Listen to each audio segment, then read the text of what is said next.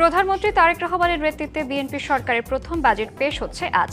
বিকাল ৩টায় দেশের ৫৫তম বাজেট প্রস্তাব করতে যাচ্ছেন অর্থমন্ত্রী আমির খসরু মাহমুদ চৌধুরী। ৯,৩৮,০০০ কোটি টাকার প্রস্তাবিত বাজেটে ঘাটতি থাকছে ২,৪৩,০০০ কোটি টাকা।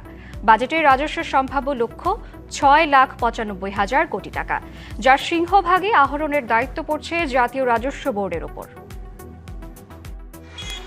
চলতি ২০২৫-২৬ অর্থবছরের বাজেটে রাজস্ব আহরণে জাতীয় রাজস্ব বোর্ডের লক্ষ্য ছিল ৫,৬৪,০০০ কোটি টাকা, যা পরবর্তীতে সংশোধিত বাজেটে আরও ২৪,০০০ কোটি টাকা বাড়িয়ে নির্ধারণ করা হয় ৫,৮৮,০০০ কোটি টাকা। কিন্তু বাস্তবতা হলো, সংস্কার প্রশ্নে জাতীয় রাজস্ব বোর্ডের অস্থিরতা সহ নানা অভ্যন্তরীণ সংকট আর অর্থনীতির মন্থর গতির কারণে এপ্রিল পর্যন্ত আহরণ করা গেছে মাত্র ৩,২৬,৯২৮ কোটি টাকা। এমন বাস্তবতার পরও নতুন বাজেটের জন্য বাড়ছে জাতীয় রাজস্ব বোর্ডের লক্ষ্য। অর্থমন্ত্রীর বাজেটে সম্ভাব্য রাজস্ব লক্ষ্য ৬,৯৫,০০০ কোটি টাকা, যার মধ্যে জাতীয় রাজস্ব বোর্ডকে আহরণ করতে হবে ৬,২৯,০০০ কোটি টাকা। আর কর ব্যতীত ৬৬,০০০ কোটি এবং ৬,১৫০ কোটি টাকার বৈদেশিক অনুদান যোগ হয়ে বাজেটের মোট নিশ্চিত আয় ৭,০১,১৫০ কোটি টাকা। বাকি ২,৪৩,০০০ কোটি টাকাই থাকছে ঘাটতি। নগদ নিয়ে এলো হার না মানা হার অফার। সর্বনিম্ন ১০,০০০ টাকা রেমিটেন্স নগদে পাঠালে থাকছে স্বর্ণের হার জেতার সুযোগ।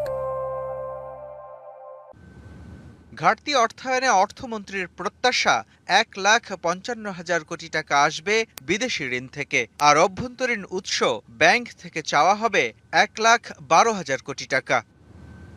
অর্থমন্ত্রীর ৯,৩৮,০০০ কোটি টাকার বাজেটের ৬,০৫,৭৪০ কোটি টাকাই পরিচালন ব্যয়। এর মধ্যে ১,২৭,৫০০ কোটি টাকা খরচ ধরা হচ্ছে সরকারের নেয়া ঋণের সুদ পরিশোধে, যা চলতি অর্থবছরে ছিল ১,২২,০০০ কোটি টাকা।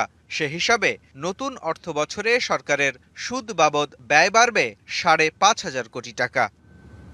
নতুন বাজেটের সম্ভাব্য উন্নয়ন ব্যয় ৩,১৬,০৭৫ কোটি টাকা, যার মধ্যে বার্ষিক উন্নয়ন কর্মসূচি বা এডিপির বরাদ্দ ৩,০০,০০০ কোটি টাকা, যা টাকার অঙ্কে চলতি অর্থবছরের চেয়ে ৭০,০০০ কোটি টাকা বেশি।